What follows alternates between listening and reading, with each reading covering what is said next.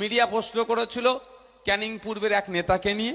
আমি বলেছি উনার পাশে আর কেউ নেই, ফিরহাদ হাকিম সাহেবকে একবার নিয়ে এসে দেখাক। মুখ্যমন্ত্রী ফিরহাদ হাকিম সাহেবকে একবার ভাঙড়ে নিয়ে এসে প্রোগ্রাম করে দেখাতে বলছি, তাহলে জানবো উনার পাশে দল আছে। আমি একবার বলছি, একবারে নিয়ে এসেছিল ইমাম মহাজেনের প্রোগ্রামে, পার্টির প্রোগ্রামে একবার নিয়ে আসুক।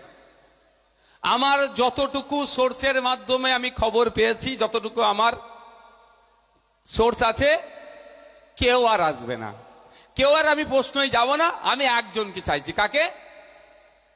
ওয়াকাফ চোর ফিরহাদ হাকিমকে চাইছি একবার আসুক, ভাঙড়ে প্রোগ্রাম করুক।